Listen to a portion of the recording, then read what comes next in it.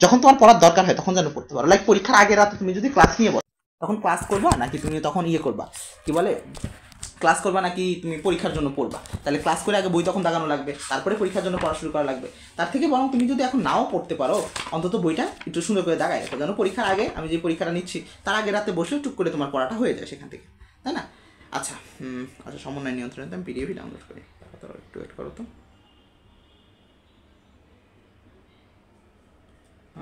একটু ওয়েট করো। এ পাঠশালা পিডিএফ সমন্বয় নিয়ন্ত্রণ পড়বো আমরা, তাই না? আমি আমার থেকেও দেখতেছিলাম, তো আমার নিজের বইটা দেখতেছিলাম, এই জন্য ওখান থেকে ডাউনলোড হয়নি। আচ্ছা, আমরা নতুন এডিশনে একবারে পড়বো, লেটেস্টটাই, সমস্যা নেই। এই জন্য যে কোনো নতুন ইনফরমেশন থাকলে যেটা বইয়ে পাবা না, ঠিক আছে, সেটা হচ্ছে এখান থেকে অ্যাড করে নিও। সমন্বয় নিয়ন্ত্রণ আচ্ছা, আর যেটা বলতেছিলাম সেটা হচ্ছে আজকের অধ্যায় যদি আমরা সমন্বয় নিয়ন্ত্রণ শুরু করা, মানে এই অধ্যায় তো রানিং চলবে, এই অধ্যায় মোটামুটি আর কিছুদিন লাগবে, সপ্তাহখানেক 2 সপ্তাহ মতো লাগতে পারে, যাই হোক। তো এরপরে হচ্ছে কিন্তু আমাদের আর মোটামুটি 2টা অধ্যায় বাকি থাকতেছে, তাই না? এরপরের অধ্যায়টা 10 অধ্যায়টা প্রতিরক্ষা, ওইটা ছোট অধ্যায়।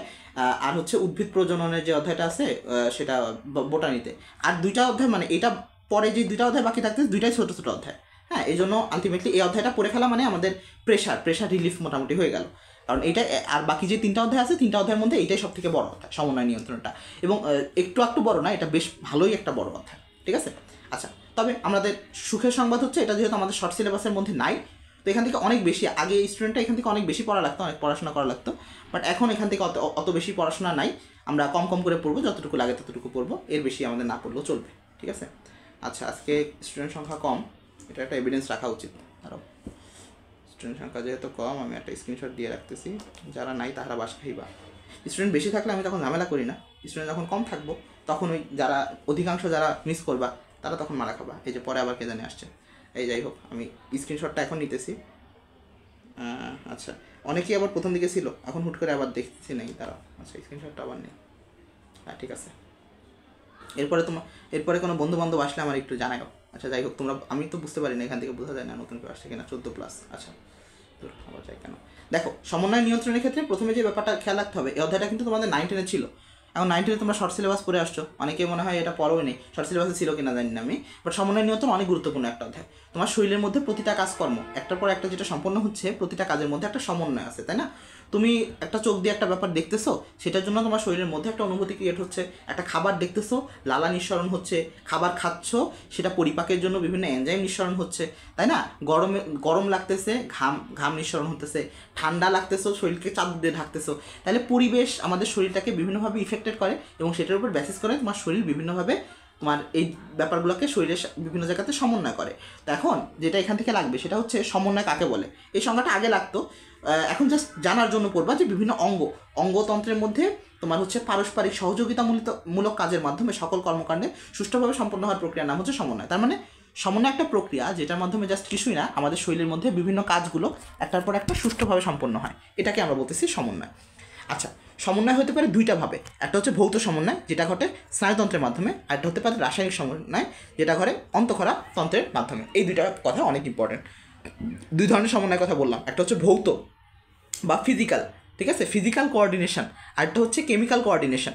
তাহলে ফিজিক্যালটা কোঅর্ডিনেশন কিসের মাধ্যমে হয়? আমাদের নার্ভাস সিস্টেমের মাধ্যমে। আর কেমিক্যাল যে কোঅর্ডিনেশন বা রাসায়নিক সমন্বয়, এটা হয় কিসের মাধ্যমে? অন্তঃক্ষরা তন্ত্রের মাধ্যমে। এই বলো তো বাচ্চারা, অন্তঃক্ষরা তন্ত্রের মাধ্যমে কি নিঃসরণ হয় শরীর থেকে? আমাদের হরমোন নিঃসরণ হয়। ইয়েস, হরমোন নিঃসরণ হয়। আর আরেকটা ছিল কি? বহিঃক্ষরা, তাই না? বহিঃক্ষরা থেকে কি নিঃসরণ হবে? এনজাইম। ওকে, সাবাস, এনজাইম, এনজাইম। তাহলে বহিঃক্ষরা থেকে নিঃসরণ হবে হচ্ছে এনজাইম। তাহলে অন্তঃক্ষরা হরমোনের মাধ্যমে আমরা রাসায়নিক নিয়ন্ত্রণ করি, সমন্বয় করি, রাসায়নিক সমন্বয়। আর ভৌত সমন্বয় করি কার মাধ্যমে? আমাদের স্নায়ুতন্ত্রের মাধ্যমে। তাহলে এখান থেকে এমসিকিউ এর পয়েন্ট হচ্ছে এই 2টা, আর কিছু না। চলে আসো এবার স্নায়বিক সমন্বয়, বা এটার আরেকটা নাম হচ্ছে, আমরা বলতেছিলাম কি? ফিজিক্যাল কোঅর্ডিনেশন, ফিজিক্যাল কোঅর্ডিনেশন বা ভৌত সমন্বয়। আচ্ছা, ভৌত সমন্বয়ের মধ্যে ভিতরে কিছুই লাগবে না, কোনটা কাকে বলে টাকে বলে এগুলো কোনো দরকার নেই। তুমি পড়বা হচ্ছে স্নায়ুতন্ত্রের উৎপত্তি কোথা থেকে, ভ্রূণীয় একটোডাম থেকে। মনে আছে কিনা বাচ্চারা, আমি বলছিলাম একটা কথা, সেটা হচ্ছে আমাদের শরীরের মধ্যে সকল ধরনের তন্ত্র উৎপত্তি কোথা থেকে? সকল ধরনের তন্ত্র উৎপত্তি মেসোডাম। Yes, mesoderm. 2টা ব্যতিক্রম ছিল, কি? বলো। স্নায়ুতন্ত্র আর শ্বসনতন্ত্র। হ্যাঁ, ইয়েস, শ্বসনতন্ত্র আর স্নায়ুতন্ত্র। শ্বসনতন্ত্র যেটা, শ্বসনতন্ত্রের উৎপত্তি কোথা থেকে?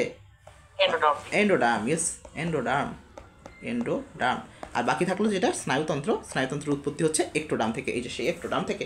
এটা মেডিকেল অ্যাডমিশন টেস্টে প্রশ্ন আসছিল এবং টিচারদের খুব ইম্পর্টেন্ট, মানে প্রিয় একটা জায়গা হচ্ছে এটা, ঠিক আছে? তাহলে এই রিলেটেড মানে কোনটার উৎপত্তি কোথা থেকে, এটা অলরেডি আমি শখের মাধ্যমে পড়াইছি। গত অধ্যায়ের মধ্যে সব থেকে ইম্পর্টেন্ট শখ ছিল সেটা।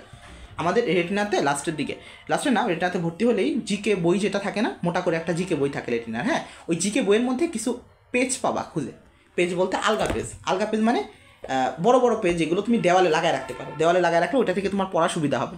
ওখানে একটা পয়েন্ট, একটা দেওয়ালে লাগানো একটা চার্ট ছিল, অ্যাট এ গ্লেস। ওই চারটার নাম ছিল অ্যাট এ গ্লেস।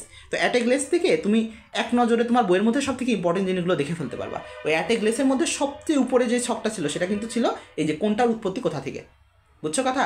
তো এই একটা গ্লেসের শখের মধ্যে ফিজিক্স, কেমিস্ট্রি, বায়োলজি, জিকে, ইংলিশের সব ইম্পর্টেন্ট টপিকগুলো একটা গ্লেসে ওখানে দেওয়া ছিল। আমি ওই যে মেডিকেল ভর্তি পরীক্ষা দেওয়ার দিন রিক্সাতে যাওয়া পর্যন্ত ওই শখ পড়তে পড়তে ওখানে গেছিলাম, বুঝছো?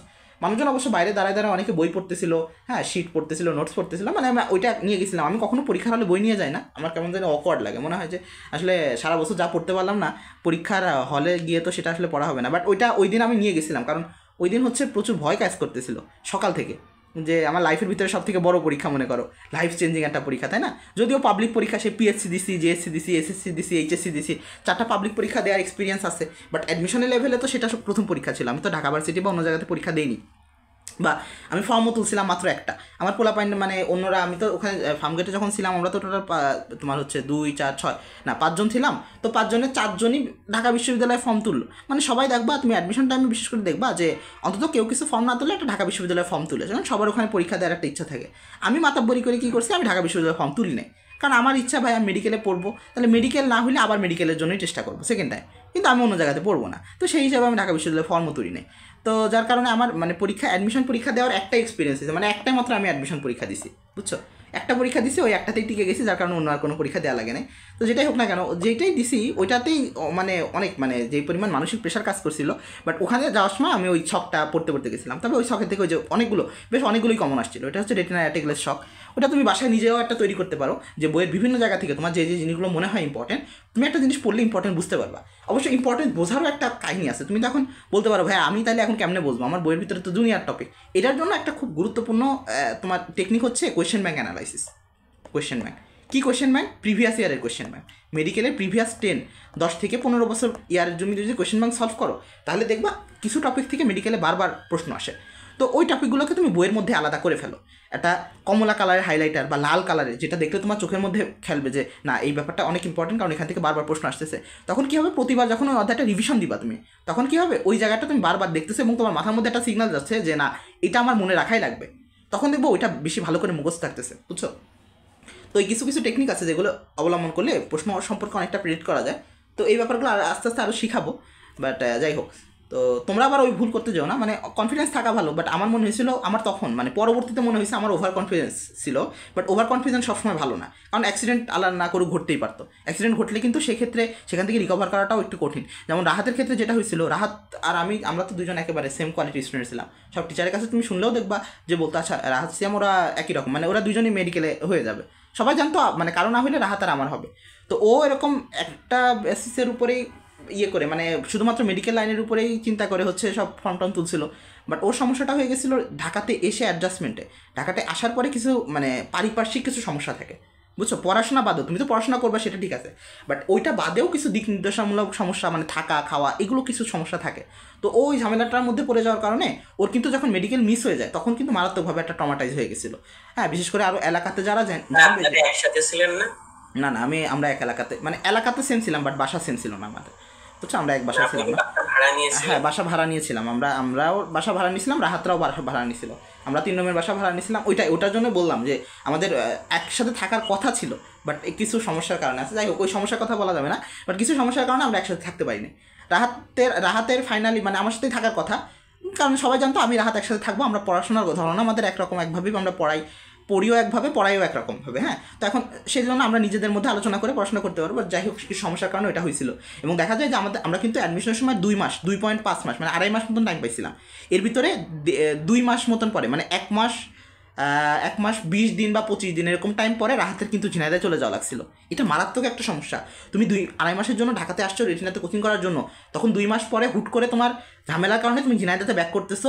ইনফ্যাক্ট তখন সমস্ত অফলাইনে যে কোচিং করতেছিলাম সেগুলোকে অনলাইনে শিফট করে ঝিনাইদহে ব্যাক করা হয়েছিল। তখনই রাহাতদের বারবার আমি বলছিলাম রাহাতরে বাসায় নিয়ে এসেও সারা রাত, ওই দিন ফার্মগার্ডে সারা রাত আমরা বসে বসে গল্প করলাম, আমি রাহাত লিখন নাফিজ আমরা ছিলাম। তো ওরা অনেক বোঝানো টোঝানো হয়েছিল, যাই হোক কিছু সমস্যার কারণে ও থাকতে পারেনি।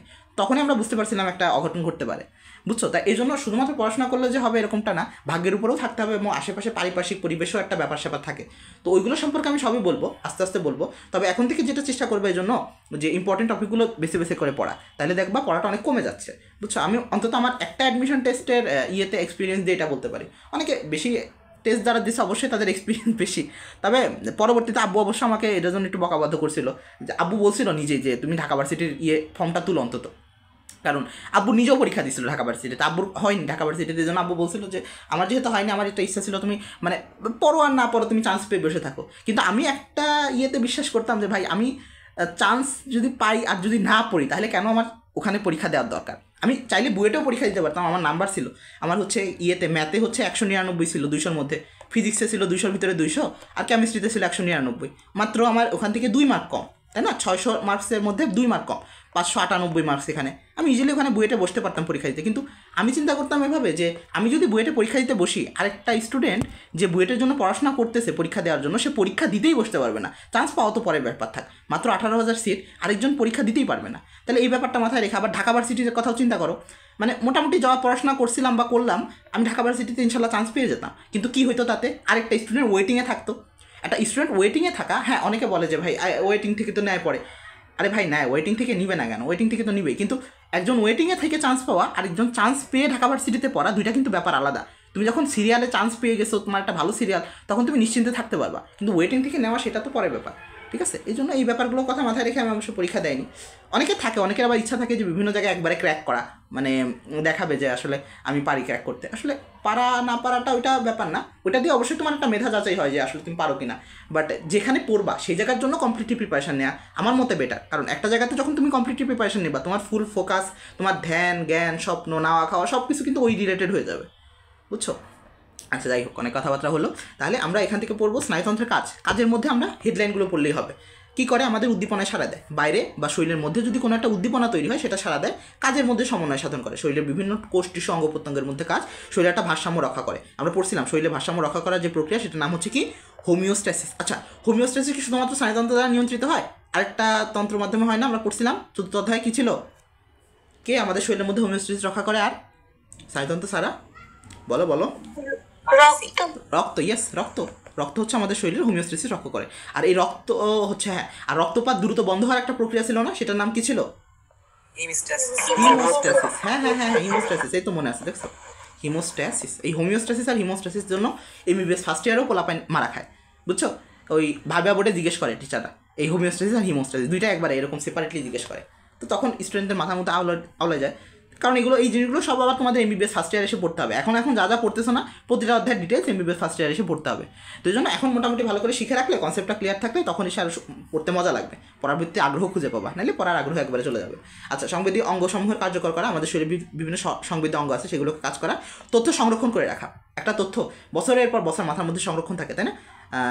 এটা সংরক্ষণ করে রাখা, এছাড়া বিভিন্ন কাজের মধ্যে সম্পর্ক সাধন করা। হেডলাইন পড়বা, হেডলাইন ছাড়া আর কিছু লাগবে না এখান থেকে। আচ্ছা, স্নায়ুতন্ত্রের গঠন। স্নায়ুতন্ত্রের গঠনিক একককে ওরা দুইটা বলতেছে, একটা হচ্ছে নিউরন আর নিউরোগ্লিয়া। এখন দেখো, তোমরা ছোটোবেলা থেকে শিখে আসছো স্নায়ুতন্ত্রের গাঠনিক এককের নাম কি বলো?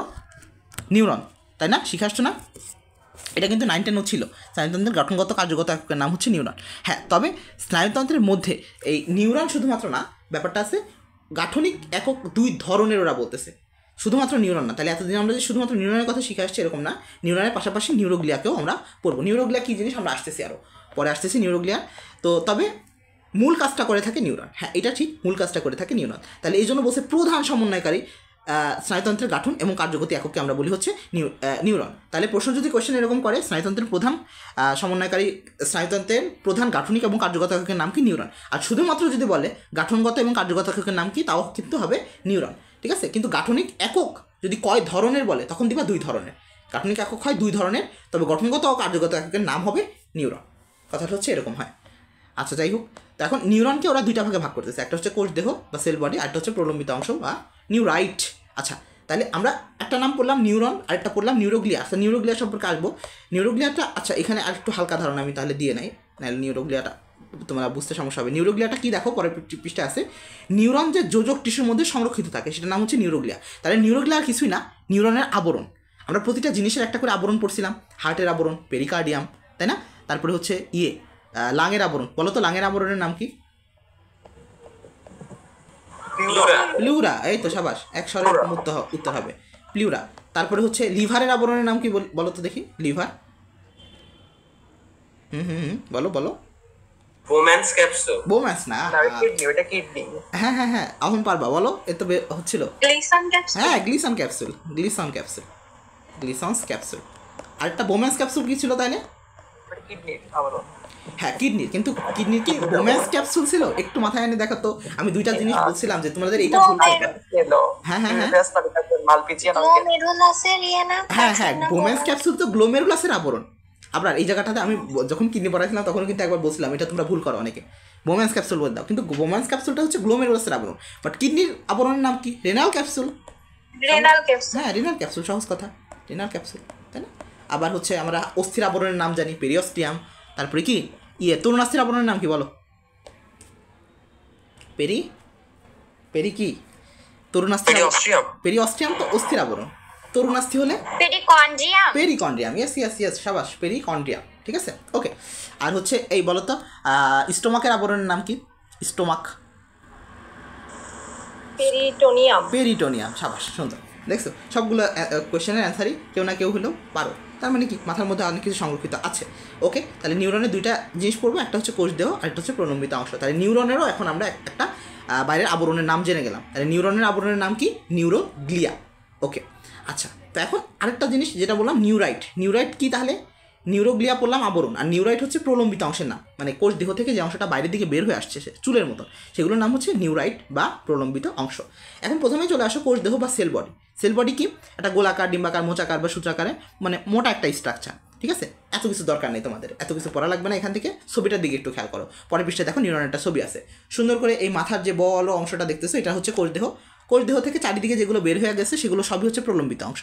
তবে প্রলম্বিত অংশ শুধুমাত্র যে চারিদিকে বের হয়েছে সেরকম না, দেখো একটা লম্বা প্রলম্বিত অংশ বড় হয়ে নিচের দিকে চলে আসছে, দেখছো ব্যাপারটা? এটাকে আমরা বলতেছি হচ্ছে এক্সন।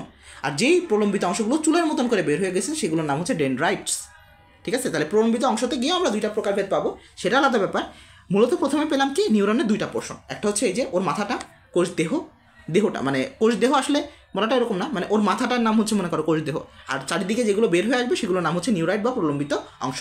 কোষ দেহের মধ্যে কী পড়বা সেটা হচ্ছে সাইটোপ্লাজমে প্রচুর পরিমাণে কী থাকে? এন্ডোপ্লাজমিক রেটিকুলাম এবং মুক্ত পলিরাইবোসোম, এরা মিলে তৈরি করে নিসোল দানা তৈরি করে কোথায়? সাইটোপ্লাজমে। নিউরনের যে সাইটোপ্লাজম, সেই নিউরনের সাইটোপ্লাজমের নাম হচ্ছে নিউরোপ্লাজম, বুঝছো বাচ্চারা? নাম হচ্ছে কি তার? নিউরোপ্লাজম, নামের সাথে পরিচয় আছে, নিউরোপ্লাজম। নিউরনের সাইটোপ্লাজমের নাম হচ্ছে নিউরোপ্লাজম। আচ্ছা, আর এই যে আমাদের শরীরের মধ্যে যতগুলো নিউরন আছে, তাই না? মাথার মধ্যে ম্যাক্সিমাম নিউরন, আমাদের ব্রেনস ম্যাক্সিমাম নিউরন দ্বারা গঠিত। এছাড়াও সারা দেহ মিলে যতগুলো নিউরনস আছে, হ্যাঁ, এই সমস্ত নিউরন তুমি যদি একত্রে করো তাহলে কি দেখা যাবে জানো? সমস্ত নিউরন মিলে শরীরের মধ্যে 600 মাইল পরিমাণ লম্বা হতে পারে। 600 মাইল লম্বা হয় দেহের সব নিউরন একত্রে মিললে, সব নিউরন যদি মিলানো হয়। আমি যে কথাগুলো বলতেছি ওগুলো লিখে রাখতে পারো, মনে রাখতে পারো, এই কথাগুলোই বেশি ইম্পর্টেন্ট। ওকে, আমরা এখান থেকে আর তেমন কিছু পড়বো না। তাহলে নিসোল দানা থাকে কোষ দেহতে, মেইনলি কী থাকে? নিসোল দানা। এছাড়া মাইটোকন্ড্রিয়া থাকে, গলগি বডি থাকে, নিউরোফিলামেন্ট সহ বিভিন্ন বস্তু থাকে। আচ্ছা, তার মানে আমরা কি বলতে পারি কোষ দেহ একটা কোষ আলাদা করে? জাস্ট একটা কোষের যে গঠনগুলো ম্যাক্সিমাম জিনিসপত্রগুলো আছে না, মাইটোকন্ড্রিয়া, গলগি বডি, নিউরোফিলামেন্ট, নিসোল দানা, মুক্ত রাইবোসোম। এখন এর মধ্যে অনেক কিছু তো আমরা দেখতেছি, পাশাপাশি নিউক্লিয়াসও একটা থাকবে, তাই না? যেহেতু একটা কোষছে অবশ্যই তাকে একটা নিউক্লিয়াস থাকবে। তবে যেটা হয় পরিণত যখন হয়ে যায়, পরিণত স্নায়ুকোষগুলোতে নর্মালি নিউক্লিয়াস আমরা দেখি না। পাশাপাশি আরেকটা স্নায়ুকোষের বা খুব নিউরনের আরেকটা খুব ইম্পর্টেন্ট বৈশিষ্ট্য আছে, সেটা হচ্ছে নিউরন কখনো বিভাজন করতে পারে না, মানে নিউরনে কখনো মাইটোসিস কোষ বিভাজন হয় না। আমাদের শরীরের সবগুলো কোষের মধ্যে কিন্তু মাইটোসিস কোষ বিভাজন হয়, বাট নিউরনে কখনো মাইটোসিস হয় না। কেন নিউরনে মাইটোসিস হয় না? Any explanation? সেন্ট্রিওল থাকে না তাই। সেন্ট্রিওল থাকে না, ইয়েস, এটা একটা এক্সপ্লেনেশন হতে পারে। সেন্ট্রিওল থাকে না তাই মাইটোসিস হয় না, কারণ সেন্ট্রিওল মাইটোসিসের জন্য গুরুত্বপূর্ণ। আচ্ছা, তাহলে কথা হচ্ছে যদি মাইটোসিস হতো নিউরনে তাহলে কি হইতো? তাহলে একটা মারাত্মক সমস্যা দেখা দিতে পারতো। এই জন্য আল্লাহ তাআলা এখানে আমাদের কোষ বিভাজনটা বন্ধ করে রাখছেন। কেন বন্ধ করে রাখছেন? কারণ যদি নিউরনে মাইটোসিস হতো তাহলে নিউরনের কোষগুলো একটা থেকে দুইটা কোষ হয়ে যেত, অর্থাৎ তথ্য তুমি একটা জায়গাতে সেফ রাখতে পারতে না। তুমি একটা ব্যাপার খেয়াল করো, তুমি যখন একটা বইয়ের মধ্যে তথ্যটা রাখছো, এই বইটা নিয়ে তুমি যদি বারবার নাড়াচাড়া করো, বইটা কাটাকাটি করো, এক বইটা ছিঁড়ে দুইটা বই বানাও, সেখান থেকে 4টা বই তৈরি করো, তাহলে বইয়ের তথ্যগুলো কি আর এক জায়গায় থাকলো না? বইয়ের তথ্যগুলো কি ছড়ায় ছিঁড়ে গেল না? তাহলে তথ্যগুলো এখানে আমাদের মাথার মধ্যে আর কিন্তু স্টোর থাকতে পারবে না। এটা হচ্ছে একটা বড় সমস্যা। যদি নিউরন কখনো এরকম মাইটোসিস মাধ্যমে বিভাজিত হতো তাহলে কিন্তু নিউরনে কোষ তথ্যগুলো আর জমা রাখা যেত না। তাহলে নিউরন কি হয়? আকারে বড় হয়, ঠিক আছে, বাট কোষ বিভাজনের মাধ্যমে তা না। তার মানে একটা বাচ্চার যে নিউরন আর একটা বড় মানুষের যে নিউরন সেম কোষই থাকে বাচ্চা অবস্থা থেকে বড় মানুষের, তবে সাইজে সে শুধুমাত্র বড় হয়। কথা বোঝা গেছে? ওকে, তাহলে নিউরন সম্পর্কে এই কিছু ব্যাপার আমরা জানলাম। আর নিসলদানার ক্ষেত্রে মেইনলি মনে রাখবা, নিসলদানা তো অনেক কিছুর কথাই বলছে, তবে নিসলদানার কাজের ক্ষেত্রে আমাদের মাজেদা ম্যাম বলতেছেন নিসলদানা কী কাজ করে থাকে তোমার হচ্ছে কোষ দেহের জন্য? সে হচ্ছে মেইনলি প্রোটিন তৈরি করে থাকে, প্রোটিন তৈরি ভাইয়া করে। হ্যাঁ বলো। কোষ বিভাজন না হলে কেউ বড় কিভাবে হয়? বড় কিভাবে হয়? ভালো একটা কোশ্চেন, যে একটা কোষ যদি বিভাজনই না হয় তাহলে সেই কোষের সাইজ কীভাবে বড় হবে? হ্যাঁ, কোষের সাইজ বড় হবে কীভাবে? কোষের পরিধি বাড়বে, কোষের সাইটোপ্লাজম বাড়বে। সাইটোপ্লাজম যখন আস্তে আস্তে বেশি হতে থাকবে তাহলে কি কোষের যে আয়তনটা সেটা বাড়তে থাকবে না? মনে করো কোষটা এরকম একটা সময় ছোটো ছিল, এখন সাইটোপ্লাজমটা বাড়তেছে, তাহলে প্লাজমা মেমব্রেনটা কি বাইরের দিকে আস্তে আস্তে প্রসারিত হতে থাকবে, কারণ প্লাজমা মেমব্রেন তো স্থিতিস্থাপক একটা জিনিস, তাই না? তাহলে তুমি এখন ভিতরে যখন জলের পরিমাণ বেশি বেশি বাড়াইতে থাকবে, এই জিনিসটা আস্তে আস্তে কি ফুলতে থাকবে না? ফুলতে ফুলতে একটা কোষ যেটা ছোটো ছিল একটা সময় বড় হয়ে যাবে না? এইভাবে হবে কি না মিম? কি মনে হয়? হবে না? তাহলে কোষ বড় হওয়া সম্ভব, হ্যাঁ। কোষ বিভাজন না হয়েও কোষ বড় হওয়া সম্ভব। বিভাজনের মাধ্যমে বড় হয়, অঙ্গটা বড় হয় বা তন্ত্রটা বড় হয়, কিন্তু কোষের বড় হওয়াটা কিন্তু বিভাজনের মাধ্যমে না। কারণ মাইটোসিসের ক্ষেত্রে আমরা কী পড়ছিলাম একটু মনে করে দেখো তো। মাইটোসিস কোষ বিভাজনের মাধ্যমে সর্বশেষে সম আকৃতির, সমগুণ সম্পন্ন এবং সমান সংখ্যক ক্রোমোসোম বিশিষ্ট 2টা কোষের সৃষ্টি হয়। তাহলে মাইটোসিসে কিন্তু আসলে কোষ বড় হয় না, মাইটোসিস সমান আকৃতির 2টা কোষ তৈরি হয়। কোষ বড় হয় না তার সাইটোপ্লাজমের কারণে। সাইটোপ্লাজম যখন বেশি পরিমাণে হয় তখন সেটা প্রসারিত হয়। আর যেহেতু আমরা জানি প্লাজমা মেমব্রেন একটা তোমার স্থিতিস্থাপক পর্দা, তাহলে সাইটোপ্লাজম বাড়লে প্লাজমা মেমব্রেনের পরিধি বাড়বে, নিউক্লিয়াসটা আস্তে আস্তে বড় হতে থাকবে, এই তো কোষটা বড় হয়ে গেল। ব্যাপারটা বুঝতে পারছো? তাহলে কোষ বড় হওয়া আর কোনো একটা অঙ্গ বা তন্ত্র বড় হওয়া কিন্তু এক জিনিস না। বুঝছো ব্যাপার? আচ্ছা, আমাকে কেউ বলতে পারবা আমাদের শরীরে এই নিউরন বাদে আর এরকম কোন কোষ আছে যেগুলোতে এরকম মাইটোসিস কোষ বিভাজন হয় না? পেশি কোষ, সাবাস। আর আরেকটা আছে, আমরা দ্বিতীয় অধ্যায়ে পড়ে আসছিলাম, পেশি কোষ, নিউরন, আর কি আছে বলো বলো, পারবা কেউ একজন তো বের হবেই মুখ থেকে। আর কোনটা আরেকটা ছিল আরবিসি, লোহিত রক্তকণিকা ছিল না?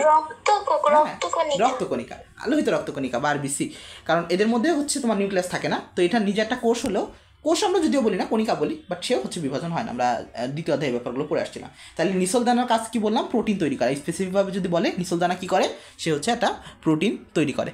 ওকে, এখান থেকে আর তেমন কিছু পড়ার নেই। এরপর আমরা যদি প্রলম্বিত অংশে চলে আসি, প্রলম্বিত অংশটা আমি বলছিলাম কী জিনিস, সে হচ্ছে এই কোষ দেহের বাইরে থেকে বের হয়। তো কোষ দেহের চারিদিকে চুলের মতন থাকতে পারে, লম্বা আকৃতিতেও থাকতে পারে। যদি চুলের মতন থাকে সেটা নাম হচ্ছে ডেনড্রাইট, আর যদি লম্বা আকৃতি থাকে সেটা নাম হচ্ছে এক্সন্স। তবে এক্সন্সের পাশে 2টা স্টার দাও, কারণ এক্সন্সটা আমাদের বেশি পড়া লাগে। কথা বুঝছো? এক্সন্সটা আমাদের পড়া লাগে সুন্দর করে। ওকে, একজন একটি বা 2টি আবরণ দিয়ে আবৃত থাকে, তখন তার নাম হয়ে যায় হচ্ছে কি স্নায়ুতন্ত্র। তাহলে এক্সন্সের বাইরে আমরা বুঝতে পারতেছি একটা আবরণ থাকবে, এবং এক্সন্সের ভিতরে যেমন আমরা পড়ছিলাম কোষ দেহের মধ্যে বিভিন্ন কোষীয় অঙ্গাণু, লাইক মাইটোকন্ড্রিয়া ছিল, তারপর নিউক্লিয়াস ছিল, রাইবোজোম ছিল, গলগি বডি ছিল, এন্ডোপ্লাজমিক রেটিকুলাম। তো এরকম ওরা বলতেছে এক্সন্সের মধ্যে মাইক্রোটিউবিল পাবো, মাইক্রোফিলামেন্টস পাবো, আর পাশাপাশি কী পাবো? মাইটোকন্ড্রিয়া এবং লাইসোজোম পাবো। তাহলে মাইক্রোটিউবিল, মাইক্রোফিলামেন্ট এগুলো কিসের উপাদান ছিল? কোষ কঙ্কালের উপাদান ছিল। তার মানে যেহেতু এটা ফিলামেন্টাস বা লম্বা একটা সুতার মতন অঙ্গাণু, এই জন্য এখানে এই তোমার কোষ কঙ্কালের উপাদানগুলো বেশি পাওয়া যায়, ঠিক আছে? আচ্ছা, এছাড়া এই এক্সন্সের বাইরের দিকে একটা আবরণ পাবো, যে আবরণটার নাম হচ্ছে কি তোমার সোয়ান্সের নির্মিত নিউরোলেমা নামক আবরণ, নিউরিলেমা। বাচ্চারা এখানে কনফিউশন করা যাবে না। আমরা এখানে কি পড়ছিলাম? নিউরোগ্লিয়া। দেখো কথাগুলো একটু মনোযোগ দাও। সেটা হচ্ছে, প্রথম কথা হচ্ছে নিউরন, তারপরে পড়লাম নিউরাইট, তারপরে নিউরোগ্লিয়া, আরেকটা হচ্ছে কি বললাম? নিউরোলেমা। কনফিউশন হয়ে গেলে একটা স্টিকি নোটে লিখে রাখো, কথাগুলো একই রকম শুনতে, একই রকম লাগে প্রায়, এজন্য ভুল হতে পারে। তাহলে নিউরন কি, গঠনগত কার্যকতা একক। নিউরাইট কি, ডেনড্রাইটের অপর নাম, তাই না? ডেনড্রাইটসের অপর নাম হচ্ছে নিউরাইটস। আরেকটা কি, নিউরোগ্লিয়া আর নিউরোলেমা। নিউরোগ্লিয়াটা কি, নিউরনের আবরণ, আর নিউরোলেমাটা কি, এক্সনের আবরণ। এক্সনের আবরণ যেটা, সেটার নাম হচ্ছে নিউরোলেমা। প্লাজমা লেমা যেরকম ছিল না, প্লাজমা মেমব্রেন বা প্লাজমা লেমা কী ছিল, সেটা প্রোটোপ্লাজমের আবরণ, তাই নাম ছিল প্লাজমা লেমা। তাহলে নিউরোলেমা কী হবে, সে নিউরনের আবরণ। আসলে নিউরন না, নিউরোলেমাটা হচ্ছে এক্সনের আবরণ। ঠিক আছে, এই নিউরোলেমা কী দ্বারা গঠিত, সোয়ান কোষ দ্বারা নিউরোলেমা গঠিত, এই কথাটা লাগবে। সোয়ান কোষ নামক তোমার হচ্ছে সোয়ান কোষ দ্বারা হচ্ছে নিউরোলেমা গঠিত। ওকে, এরপরে যদি আমরা আসি, নিউরোলেমার আরেকটা নাম আজিবুর স্যার মনে হয় ইউজ করছেন, তিনি বলতেছেন হচ্ছে এক্সোলেমা। হ্যাঁ, এক্সোলেমা, পাশাপাশি বলতেছে মেডুলারি আবরণ, হ্যাঁ, আর মায়েলিনের আবরণ। আচ্ছা, মায়েলিন শীত নিচে অবশ্য আছে, মায়েলিনের কথা নিয়েও বলছেন, বাট এক্সোলেমা বলতেছেন আরেকজন। তাহলে নিউরোলেমা, পাশাপাশি এটার অন্য নামও আছে এক্সোলেমা নামের সাথে পরিচয়, এক্সনের আবরণ এক্সোলেমা, বা বলতেছেন কি মেডুলারি আবরণ।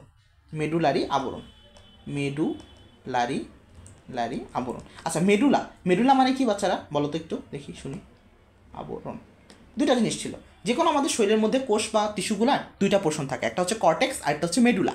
মনে আছে কিনা? কর্টেক্স ছিল বাইরের দিকের পোর্শনটা, আর মেডুলা ছিল ভিতরের দিকেরটা। এখন এই জন্য এটার নাম হচ্ছে মেডুলারি আবরণ, কারণ এক্সনসটা দেখো একেবারে ভিতরের দিকে একটা তন্তু মতন, সুতার মতন, তাই না? এটার যে আবরণ, এই জন্য তার নাম হচ্ছে মেডুলারি আবরণ। কথা বোঝা গেছে? আচ্ছা, তাহলে নিউরোলেমা। এখন এখানে একটা ব্যাপার খেয়াল করো, এই যে এই ভিতরের যে দড়িটা দেখতেছি না আমরা, সেটার নাম কিন্তু এক্সনস। একটা ব্যাপার বুঝো, ভিতরের দড়িটার নাম হচ্ছে এক্সনস, আর এটার বাইরের দিকে যেই আমরা গ্রে কালারের যে ইয়েটা দেখতেছি, আবরণটা দেখতেছি, এগুলো হচ্ছে নিউরোলেমা। এখন নিউরোলেমাটা দেখো কন্টিনিউয়াস হইতে পারতো, বাট কন্টিনিউয়াস না হয়ে মাঝখানে কিছুটা গ্যাপ আছে, দেখা যায়। নিউরোলেমাটা কন্টিনিউয়াস না হলে কি, মাঝখানে কিছুটা গ্যাপ দিতেছে, মানে কিছুক্ষণ যাওয়ার পরে ভিতরে ঢুকে যাচ্ছে, আবার কিছুক্ষণ যাওয়ার পরে ভিতরে ঢুকে যাচ্ছে। তাহলে স্থানে নিউরোলেমা কী করে, এক্সনসকে স্পর্শ করে, যেখানে কোনো মাইলিন শীথ আসলে থাকে না। এই যে জায়গাগুলোতে স্পর্শ করতেছে, এই জায়গাগুলোর নাম হচ্ছে র্যানভিয়ার পর্ব, বা ইংলিশে আমরা বলি নোড অফ র্যানভিয়ার। কি বলি? Node of Ranvier. ঠিক আছে, আচ্ছা, নিউরনস, তাহলে নিউরনের মাঝখানে তোমার এক্সনের বাইরের দিকে যে আবরণটা থাকবে তার নাম হচ্ছে নিউরিলেমা। হ্যাঁ, নিউরিলেমা। আর নিউরিলেমাটা কন্টিনিউয়াস না, বরং সে হচ্ছে একটা ডিসকন্টিনিউয়াস একটা মেমব্রেন। তাহলে ডিসকন্টিনিউয়াস কেন? কারণ পুরা রাস্তা সে সমানভাবে যায় না, কিছু দূর পর গিয়ে সে ব্রেক নেয়, তাই না? ভিতরের দিকে প্রবেশ করে, গ্রথিত হয়ে যায়, তো তখন তাকে আমরা বলতেছি র্যানভিয়ারের পর্ব। ওকে, এখান থেকে এতটুকু পড়বো। আচ্ছা, পেলিডেনড্রাইট এগুলো নাম পড়লেও হয়, নামগুলো একটু শিখে রাখো। টেলোডেনড্রিয়া, বিশেষ করে এই যে এক্সনের শেষ প্রান্তে বিভক্ত হয়ে যেগুলো তৈরি হয়, এই দেখো টেইলে যে ডেনড্রয়েডগুলো তৈরি হয়, আমরা বলছিলাম না মানে কোষ দেহ বাদে যে চুলের মতন অংশ, সবগুলোর নাম কিন্তু ডেনড্রাইট ছিল। এখন ডেনড্রাইটটা যদি কোষের একেবারে, মানে একটা নিউরনের একেবারে শেষ প্রান্তে তৈরি হয়, টেইল বা শেষের দিকে তৈরি হয়, তখন সেটার নাম হলো কি, টেলোডেনড্রিয়া। ঠিক আছে, ওকে। টেলোডেনড্রিয়া শেষ পর্বে স্ফীত অংশের নাম হচ্ছে সিন্যাপটিক নব। এই দেখো টেলোডেনড্রিয়াটা দেখা যায়, এই টেলোডেনড্রিয়ার মাঝখানে, প্রতিটা টেলোডেনড্রিয়ার শেষ প্রান্তে একটা করে গোল্লা দেখা যায় না? এই গোল্লাগুলোর নাম কি? ওরা বলতেছে সিন্যাপটিক নব। আচ্ছা বাচ্চারা, সিন্যাপস সম্পর্কে তোমাদের ধারণা আছে? 9-10 কেউ কি পড়ছো? What is synapse?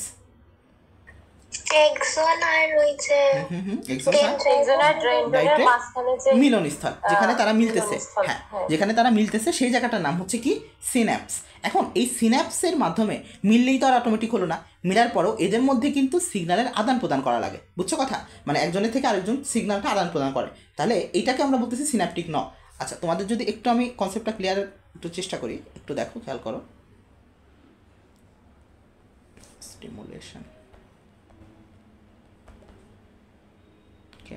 Stimulation from one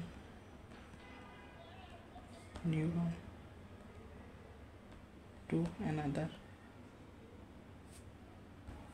আচ্ছা, এরকম যদি আমরা দেখি, আচ্ছা এই যে নিউরনের কানেকশানগুলোর দিকে যদি আমরা একটু দেখি, তাহলে নিউরনসটার একটা বাস্তব, যদি তুমি 3D একটা ছবি দেখো, এই যে শুরু করছে,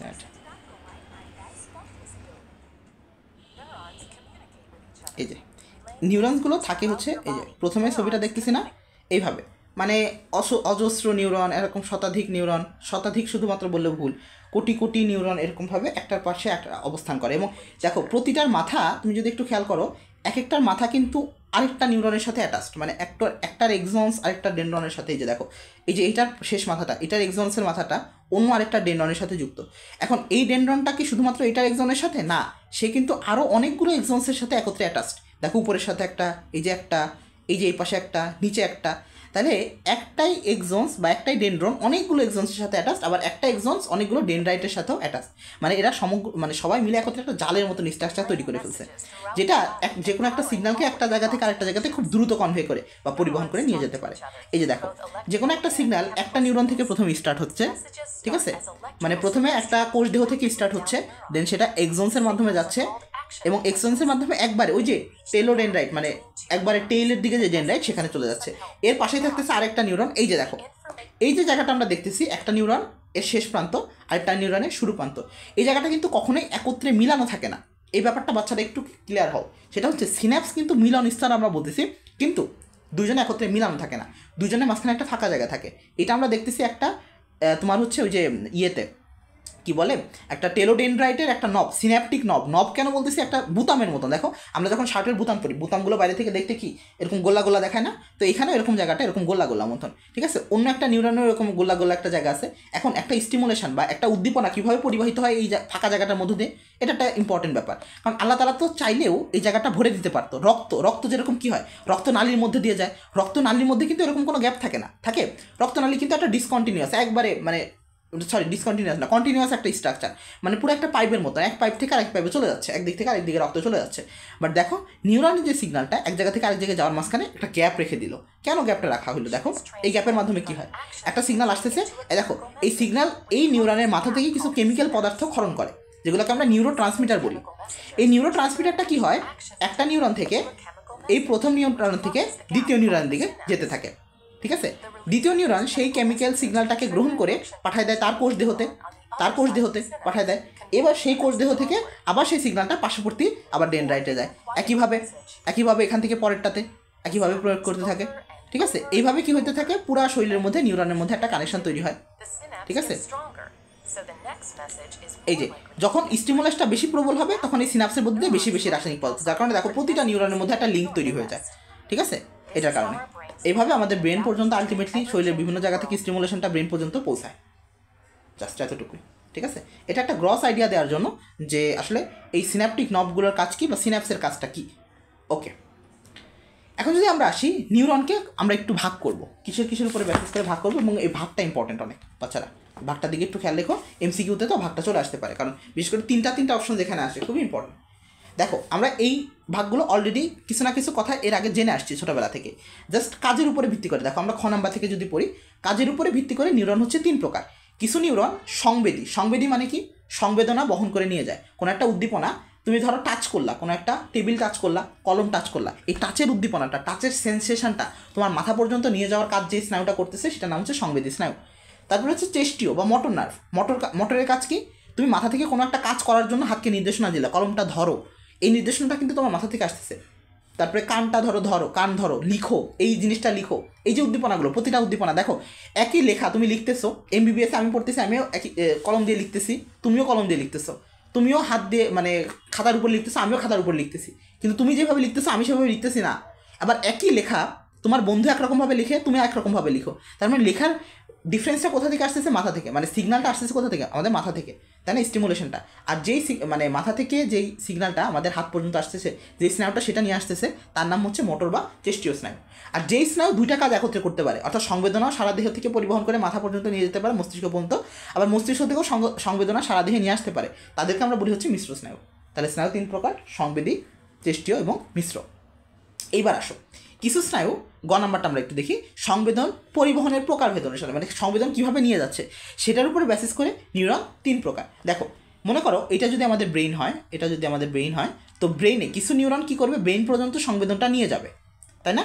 তো সেই নিউরনগুলোকে আমরা বলি হচ্ছে অন্তর্মুখী, কারণ এটা ভিতরের দিকে যাচ্ছে, ব্রেইন পর্যন্ত যাচ্ছে, অন্তর্মুখী। কিছু নিউরন সংবেদনটাকে বাইরের দিকে নিয়ে আসবে, সেটাকে আমরা বলতে পারি বহির্মুখী। তাহলে আমরা কি বলতে পারি, সংবেদী স্নায়ুগুলো সব মোটামুটি অন্তর্মুখী, ম্যাক্সিমাম অধিকাংশ সংবেদী স্নায়ুগুলো অন্তর্মুখী, তবে সবাই না। মাথায় রেখো বাচ্চারা, এটা কিন্তু সবার জন্য প্রযোজ্য রুল না। ম্যাক্সিমাম অধিকাংশ ক্ষেত্রে সংবেদী স্নায়ুগুলো অন্তর্মুখী হয়। আর চেস্টীয় স্নায়ুগুলো যেহেতু মস্তিষ্ক থেকে সংবেদনাগুলোকে আমাদের শরীরের অঙ্গ প্রত্যঙ্গে নিয়ে আসতেছে, তাহলে চেস্টীয় স্নায়ুগুলো কী হবে? বহির্মুখী। ঠিক আছে। আর কিছু স্নায়ু আছে যারা হচ্ছে অন্তঃনিউরন, এগুলা দুইটা নিউরনের মাঝখানে অবস্থান করে, এটা ভিতরের দিকে মানে মস্তিষ্ক পর্যন্ত নিয়েও যায় না, আবার মস্তিষ্ক থেকে নিয়েও আসে না, বরং দুইটা নিউরন, মনে করো এটা একটা নিউরন, পাশে একটা নিউরন, এই দুজনের মধ্যে কানেকশন মেনটেন করে হচ্ছে অন্তঃনিউরন। ঠিক আছে, ওকে, এইটা গেল। তবে এই প্রকারভেদ দুইটা আগে হয়তো বা তোমরা শিখে আসতে পারো, যেমন এই অন্তর্মুখীর ইংলিশ নামটা তোমরা ইউজ করছো অলরেডি, ইফারেন্ট নাম আমরা শুনছি, ইফারেন্ট, আরটা হচ্ছে এফারেন্ট, তাই না? এফারেন্ট, এফারেন্ট, ঠিক আছে। আচ্ছা, ও সরি, আমি উল্টা পড়ে ফেলছি, ধর। এফারেন্ট, এফারেন্ট মানে অন্তর্মুখী, উল্টা লিখে ফেলছি, AFFERENT, এফারেন্ট। এফারেন্ট মানে অন্তর্মুখী, আর ইফারেন্ট মানে বহির্মুখী। এটা এখন আমার ভুল হয়, এর জন্য টিচারও একবার বকা দিছে, তাও আমার এটা যে কেন ক্লিয়ার হয় না। আচ্ছা, যাই হোক, এফারেন্ট, এ দিয়ে ভিতরের দিকে, এ মানে প্রথমে এ দিয়ে ভিতরের দিকে যাবে। আচ্ছা, ঠিক আছে, গেল। এরপরে হচ্ছে প্রলম্বিত অংশ। দেখো, প্রলম্বিত অংশের সংখ্যার উপরে ভিত্তি করে প্রলম্বিত অংশ কি? ওই যে প্রলম্বিত অংশ মানে কি? ওই যে আমাদের কি বলে, কোষদেহ থেকে বের হয়েছে যে জিনিসগুলো, সেগুলোকে আমরা বলতেছি প্রলম্বিত অংশ। এখন প্রলম্বিত অংশ থেকে কখনো একটা মেরু বের হতে পারে, মানে একটা মাত্র সুতা বের হয়ে যেতে পারে, তখন সেটাকে আমরা বলি হচ্ছে এক মেরুযুক্ত নিউরন। কখনো সুতা হতে পারে দুইটা, সেটার নাম হচ্ছে দুই মেরুযুক্ত নিউরন। এই যে পাশের ছবিগুলোর দিকে যদি তাকাও তাহলে একটু দেখতে পারবা। দেখো, এটা হচ্ছে সেই কোষদেহটা, কোষদেহ থেকে একটা মাত্র এক্সন্স বের হয়ে আসছে। দেখো, এক্সন্স উপরের দিকে একটা, নিচের দিকে একটা, দুইটা বের হয়ে আসছে, তাই না? তাহলে এরকম এক্সন্সের সংখ্যার উপর বেসিস করে কয়টা বের হয়ে আসলো লম্বা লম্বা সুতা, সেটার উপরে বেসিস করে এক মেরুযুক্ত হতে পারে, দ্বিমেরুযুক্ত হতে পারে, হতে পারে ছদ্ম মেরুযুক্ত, মানে একটা নাকি দুইটা বোঝা যাইতেছে না, ঠিক আছে, অথবা বহু মেরুযুক্ত, অনেকগুলো মেরু হতে পারে, অথবা মেরুহীন হতে পারে, কোনো মেরুই নাই, জাস্ট কোষদেহটা। এই যে দেখো, এটা হচ্ছে কোষদেহটা। এখন এটা হচ্ছে টোটাল এই পাঁচটা প্রলম্বিত সংখ্যার উপর বেসিস করে, এবং এই পাঁচটার যে ধরন, মনে রাখো, এখানে স্টার দাও, তিনটা স্টার দাও, সাথে উপরে লিখে রাখো example, example plus name, plus name. তাহলে এই পাঁচ ধরনের নিউরনের নাম জানা লাগবে এবং এক্সাম্পল জানা লাগবে, খুব খুব খুব ইম্পর্টেন্ট এটা। পাঁচ ধরনের নিউরনের নাম এবং এক্সাম্পল, ওই উপরে তিনটা এমনি তোমরা পারবা, ওগুলোর এক্সাম্পল আলাদা করে নাই, কিন্তু এই পাঁচ ধরনের নিউরন, এটা নতুন আইটেম আমাদের, এটার নাম পড়া লাগবে, এক্সাম্পল পড়া লাগবে। এখন আসো, এক মেরু, যদি মেরু একটা হয়, প্রথম ছবিটার দিকে একটু তাকাও, সেটাকে আমরা দেখতে পারতেছি একটা গোল আকারের একটা কোষদেহ আছে, সেখান থেকে একটা লম্বা এক্সন্স বের হয়ে আসছে, তাহলে এটা মেরু কয়টা বলতে পারি? একটা বলতে পারি আমরা। তাহলে এক মেরু, এক কথাটার ক্ষেত্রে বায়োলজিক্যাল টার্ম হচ্ছে মোনো, মোনো হতে পারে, মাইক্রো ইউজ করি আমরা, যেমন মাইক্রোকক্কাস বা মোনোকক্কাস আমরা বলছিলাম। আবার আরও একটা কথা ইউজ করতে পারি আমরা, ইউনি, ইউনি কথাটার অর্থ হচ্ছে এক, তাহলে ইউনি বলতে পারি, মোনো বলতে পারি, তবে আমাদের এখানে ইউনি ইউজ করছে, তাহলে আমাদের ইউনি বলতে হবে, মোনোপোলার বলা যাবে না, ইউনিপোলার, ব্যাপারটা হবে ইউনিপোলার। আচ্ছা, ইউনিপোলার, ইউনিপোলার বা এক মেরুযুক্ত নিউরন, উদাহরণ কি? মেরুদণ্ডী প্রাণীর স্নায়ুতন্ত্রে এ নিউরনটা থাকে। আচ্ছা, এর পাশাপাশি তোমার হচ্ছে আরেকটা মনে কথা আছে, এই যে প্রান্তীয় স্নায়ুতন্ত্র, এই কথাটাকে একটু সুন্দর করে গোল করো, এখান থেকে দাগাও, এই লাইনটা পুরাটা দাগাও, এবং দাগাবো হচ্ছে প্রান্তীয় স্নায়ুতন্ত্র, প্রান্তীয় স্নায়ুতন্ত্র, ঠিক আছে। এটা পাশাপাশি এগুলো প্রধানত সেন্সরি ধরনের, সেন্সরি। প্রান্তীয় স্নায়ুতন্ত্র, প্রান্তীয় মানে কি? আমাদের সারা হাত পা বা বিভিন্ন জায়গাতে যে স্নায়ুগুলো মানে প্রবেশ করছে। আমরা জানি স্নায়ুতন্ত্র নর্মালি দুই রকমের, একটা হচ্ছে কেন্দ্রীয় স্নায়ুতন্ত্র, আর একটা হচ্ছে প্রান্তীয় স্নায়ুতন্ত্র। আচ্ছা, কেন্দ্রীয় স্নায়ুতন্ত্র কোনটা? মস্তিষ্ক আর সুষুম্নাকাণ্ড, মনে আছে কিনা ছোটোবেলার পড়া? বলতেছি, মস্তিষ্ক আর সুষুম্নাকাণ্ড, ছবিটা আছে কিনা? ছবিটা আরও পরে আছে, যাই হোক, অন্তত আমরা যাচ্ছি না। মস্তিষ্ক আর সুষুম্নাকাণ্ডকে আমরা বলি হচ্ছে কেন্দ্রীয় স্নায়ুতন্ত্র, আর সেখান থেকে যে স্নায়ুগুলো তৈরি হয় সেগুলোর নাম হচ্ছে প্রান্তীয় স্নায়ুতন্ত্র, ঠিক আছে। তো এই প্রান্তীয় স্নায়ুতন্ত্রগুলো কোন ধরনের? ইউনিপোলার, কথা বলছো? কারণ ইউনি মানে আমরা মনে রাখবো একদিকে, আর প্রান্ত হচ্ছে প্রান্ত। দেখো, দেশের এক প্রান্ত, আমরা বলি না প্রান্তর দিকে থাকে, ও কোনো একটা প্রান্তে থাকে, কারণ প্রান্তের পরে তো আর অন্য কোনো জায়গা থাকে না, প্রান্তের পরে নতুন আরেকটা দেশ শুরু হয়, তাহলে একদিকে, তাহলে প্রান্তীয় জিনিসগুলো এক ইউনিক থাকবে, ঠিক আছে। প্রান্তীয় জিনিসগুলো কিন্তু ইউনিক, কারণ প্রান্তে যেটা থাকে, প্রান্তে যেই জিনিসগুলো থাকে সেগুলো কিন্তু সারা দেশে তুমি পাবা না। যেমন দেশের শেষ প্রান্তের দিকে বর্ডার থাকে, ওখানে স্মাগলিং হয়, মানে ওই যে চোরাচালান চলে সবসময়, বিজিবিরা থাকে, ওইগুলো কি সারা বাংলাদেশে তুমি সব জায়গাতে পাবা? এভাবে পাবা না। তাহলে এইভাবে মনে রাখবা, প্রান্ত ইউনিক সবসময়, প্রান্ত কি থাকে? ইউনিক মানে অনন্য, ইউনিক মানে কি? অনন্য, অন্যরকম, তাহলে প্রান্ত ইউনিক। এখান থেকে মনে রাখবা প্রান্তীয় স্নায়ুতন্ত্রগুলো ইউনিপোলারের উদাহরণ, প্রান্ত ইউনিক। আচ্ছা, এরপরে চলে আসো বাইপোলার বা দ্বিমেরুযুক্ত। দুইটা মেরু যদি থাকে, পরের চিত্রটার দিকে মাঝখানে দেখো, একটা কোষদেহ, দুইটা লেজ বের হয়ে আসছে, দুইটা কোষদেহ মানে দুইটা মানে এক্সন্স বের হয়ে আসছে, তাহলে এগুলোকে আমরা বলতেছি বাইপোলার বা দ্বিমেরুযুক্ত, ঠিক আছে। উদাহরণ কি? বলছে মানব ভ্রূণের, মানুষের ভ্রূণের স্নায়ুতন্ত্রের সকল কোষই বাইপোলার। ছোটোবেলা একবারে ভ্রূণ অবস্থায় যে ইয়েগুলো থাকে, স্নায়ুগুলো থাকে, সবগুলো কী হবে? বাইপোলার, ঠিক আছে। এটা খুব ইম্পর্ট্যান্ট একটা কথা, এটাকে স্টার দিয়ে রাখো, 3টা স্টার দিতে পারলে।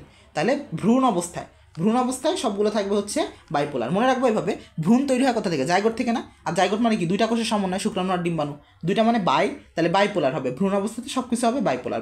কারণ ভ্রূণটা তৈরি হয়েছে কি? বাবা আর মা দুজনের কন্ট্রিবিউশনে। তাই এখান থেকে মনে রাখবো যেহেতু দুজনই কন্ট্রিবিউট করছে, তাই পোলারের ক্ষেত্রে আমি 2 কন্ট্রিবিউশন করবো, তাহলে বাইপোলার এখানে হবে। এরপরে আসো, সেটা হচ্ছে বাইপোলারের ওইটা উদাহরণ থেকে বেশি এমসিকিউতে দেখা যায় এই 3টা। কারণ দেখো এখানে 3টা উদাহরণ আছে, রেটিনা, ককলিয়া আর নাক। এখানে এই নিউরন পাওয়া যায়। এমসিকিউতে এটা আসবে ধরে রাখো। আমি পরীক্ষা নিলে তো এটা দিব। আর এই অধ্যায় থেকে যদি টিচাররা এমসিকিউ দিতে চায়, খুব সুন্দর একটা জায়গা হচ্ছে এটা, যে বাইপোলার স্নায়ু কোনটাতে পাওয়া যায় না। তাহলে 3টা আছে, রেটিনা, ককলিয়া এবং নাক। কী দিয়ে মনে রাখবা? করোনা, ককলিয়া, রেটিনা, নাক। ককলিয়া, রেটিনা এবং নাক। ককলিয়া, এই ককলিয়া কি? কানের মধ্যে থাকে একটা জিনিস, বুঝছো? কানের মধ্যে থাকা একটা জিনিসের নাম হচ্ছে ককলিয়া। আমরা শিখবো ককলিয়া কী জিনিস, শিখবো। আচ্ছা, এরপরে আসো ছদ্ম মেরুযুক্ত নিউরন। ছদ্ম দেখে বোঝা যায় না, এই ছদ্মের ইংলিশ ছিল সিউডো, মনে আছে? সিউডো পোলার। সিউডো মানে ছদ্ম, ভুয়া, নকল, বলছিলাম, মনে পড়ে কিনা? সিউডো সিলোমেটস পড়ছিলাম আমরা। কী ছিল সিউডো সিলোমেটস? কে ছিল, মনে আছে কিনা? নেমাটোডা ছিল হচ্ছে সিউডো সিলোমেট। সিউডো সিলোম ছিল হচ্ছে নেমাটোডা, এই তো মনে আছে। নেমাটোডা ছিল সিউডোসিলম। কারণ কি? তার সিলমটা ভ্রান্ত ছিল। এখানে সিউডো পোলার, তার মানে এখানে যে পোলগুলো বা নিউরন মানে এক্সনসগুলো হচ্ছে ভ্রান্ত অবস্থায় থাকবে, ঠিক আছে? মানে দেখলে বোঝা যাবে না যে কয়টা আছে আসলে। তাহলে উদাহরণটা কি? আচ্ছা দেখো, উদাহরণ হচ্ছে এভাবে মনে রাখবা, গ্যাংগুলো হচ্ছে আমাদের থাকে সিউডো। এই যে কিশোর গ্যাং বলে না, কিশোর গ্যাং খুব শুনছি না আমরা। কিশোর গ্যাং কি? ছোটো ছোটো বাচ্চারা গ্যাংয়ের মতন করে ঘুরে, তাই না? এই পিস্তল নিয়ে বা সুইটুরি নিয়ে বাচ্চারা ঘুরতেছে, কিন্তু এরা কিন্তু আসলে গ্যাং না। গ্যাং বলতে আসলে আমরা যেগুলো বুঝি, ওরা গুন্ডা পান্ডা হবে, বড় বড় পোলাপাইন হবে, তাহলে ওরা কিশোর কিন্তু গ্যাংয়ের মতন ঘুরতেছে, তাই না? তাহলে এই গ্যাং যারা আছে, গ্যাংগুলো আছে, এরা আসলে গুন্ডা না, সিউডো গুন্ডা, তাই না? দেখতে মানে গুন্ডার মতন মনে হলো, আসল গুন্ডা না এরা। ওই জাস্ট একটা ছুরি টুরি আছে, একটু বিড়ি সিগারেট খায়, এতটুকুই তাদের গুন্ডামি, অতটুকুর মধ্যে সীমাবদ্ধ। তাহলে এখান থেকে মনে রাখবা গ্যাংরা হচ্ছে মানে কিশোর গ্যাং দিয়ে মনে রাখবা, কিশোর গ্যাংরা কী হয়? ভুয়া হয়, ভুয়া। আচ্ছা যাই হোক, সেই কিশোর গ্যাং হচ্ছে ভুয়া যেহেতু, তাহলে গ্যাংলিয়াগুলো কী হবে? ভুয়া, মানে তোমার হচ্ছে সিউডোপোলার বা ছদ্ম মেরুযুক্ত। এরপর আসে মাল্টিপোলার। এই যে মানুষের মাল্টি ফাংশনাল জায়গা কোন 2টা? মানুষের 2টা জায়গাতে মাল্টি ফাংশন হতে পারে, মস্তিষ্ক এবং কি স্পাইনাল কর্ড। এখানে কতগুলো ফাংশন আমরা করি দেখো। মস্তিষ্কের মাধ্যমে আমরা দেখি, শুনি, অনুভব করি, চিন্তা করি, পড়া মনে রাখি, সব কাহিনী কিন্তু মস্তিষ্কের মাধ্যমে। আবার প্রতিবর্তী ক্রিয়ার সংক্রান্ত ব্যাপারগুলো সব হয় সুষুম্নাকাণ্ডের মাধ্যমে, তাই না? বা স্পাইনাল কর্ডের মাধ্যমে। তাহলে আমাদের ম্যাক্সিমাম মানে অতিরিক্ত মানে ডবল কাজ বা একের অধিক কাজ করার জন্য 2টা জায়গা আছে শরীরের মধ্যে, মস্তিষ্ক এবং স্পাইনাল কর্ড বা সুষুম্নাকাণ্ড। তাহলে এই মস্তিষ্ক এবং স্পাইনাল কর্ড এই 2টা হবে এর জন্য মাল্টিপোলার। মনে থাকবে না? মাল্টিপোলার উদাহরণ কী হবে? মস্তিষ্ক, স্পাইনাল কর্ড। কারণ এরা মাল্টি ট্যালেন্টেড এরা, এভাবে মনে রাখতে পারো, মাল্টি ট্যালেন্ট। কেন মাল্টি ট্যালেন্ট? কারণ একের অধিক কাজ করতে পারে ওরা। আচ্ছা, এরপরে চলে আসো অ্যাপোলার। এই মানে কি? নাই, তাই না? মানে হচ্ছে নাই। তাহলে এখানে কোনো থাকবে না, পোল থাকবে না, ঠিক আছে? অ্যাপোলার। এরা বলতেছে অ্যাপোলারের কোনো প্রলম্বিত অংশ থাকবে না। এই যে এখান থেকে একটু দাগাও, সুন্দর করে দাগাও। সেরিব্রাল হেমিস্ফিয়ারের বহিস্তর, চোখের রেটিনার মধ্যবর্তী নিউক্লিয়ার স্তর, মেরুবিহীন নিউরন পাওয়া যায়। বাচ্চারা এখানে কি একটা সন্দেহের গন্ধ খুঁজে পাচ্ছ? একটা সন্দেহের গন্ধ আমি দেখাই তোমাদের। সেটা হচ্ছে কিছুক্ষণ আগে আমরা পড়ে আসছি না, রেটিনাতে কি থাকে? বাইপোলার থাকে। এ দেখো, বাইপোলারের উদাহরণের মধ্যে রেটিনা পড়ছিলাম। এখন দেখো আমরা আবারও অ্যাপোলারের মধ্যেও পড়ছি রেটিনা, তবে রেটিনার কি? রেটিনার মধ্যবর্তী নিউক্লিয়াসের স্তর। তাহলে রেটিনার মধ্যবর্তী নিউক্লিয়াসের স্তর হচ্ছে অ্যাপোলারের উদাহরণ। বাট রেটিনা, শুধুমাত্র রেটিনা যদি আমরা বলি, সেটা হচ্ছে বাইপোলারের উদাহরণ। বোঝার চেষ্টা করো। তাহলে শুধুমাত্র রেটিনা হবে বাইপোলারের উদাহরণ, আর অ্যাপোলারের উদাহরণ হবে রেটিনার মধ্যবর্তী নিউক্লিয়াসের স্তর, ঠিক আছে? এটা হচ্ছে অ্যাপোলারের উদাহরণ। পাশাপাশি গিয়ে থাকবে সেরিব্রাল হেমিস্ফিয়ার। আমরা জানি আমাদের মস্তিষ্কটাকে আমরা সেরিব্রাম বলি, তো সেরিব্রামের 2টা হেমিস্ফিয়ার থাকে, 2টা অর্ধখণ্ড থাকে, ডান এবং বাম সেরিব্রাল হেমিস্ফিয়ার।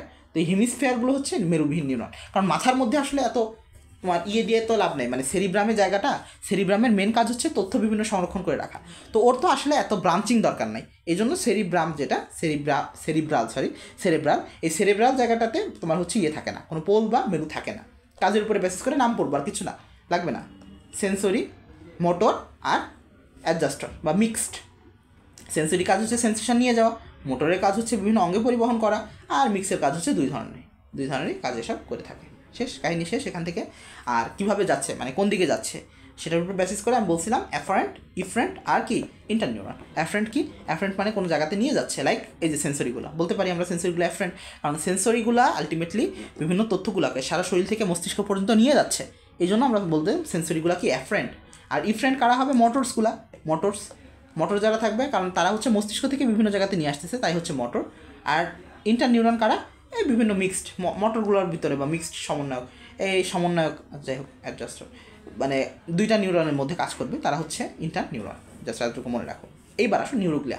অনেক ইম্পর্টেন্ট একটা লাইন হচ্ছে এই প্রথম লাইনটা, যেটা আমি কিছুক্ষণ আগে দাগালাম। সেটা হচ্ছে কি, নিউরোগ্লিয়া কি? আর কিছুই না, নিউরোগ্লিয়া হচ্ছে নিউরনের আবরণ। নিউরন যে যোজক টিস্যুর মধ্যে সংরক্ষিত থাকবে তার নাম হচ্ছে নিউরোগ্লিয়া। তাহলে নিউরোগ্লিয়াকে আমরা কখনো নিউরোলেমার সাথে কনফিউজ করব না। নিউরোলেমাটা কি? নিউরেলেমা এটা হচ্ছে কার আবরণ? এটা হচ্ছে এক্সোন, যেটা এক্সোনের আবরণ, হ্যাঁ, এর আবরণ। আর নিউরোগ্লিয়াটা কি? নিউরোগ্লিয়াটা হচ্ছে নিউরনের আবরণ, ঠিক আছে? আচ্ছা, তো যেটাই হোক, নিউরোগ্লিয়াকে আবার 4টা ভাগে ভাগ করা হয়েছে। কি কি 4টা ভাগ?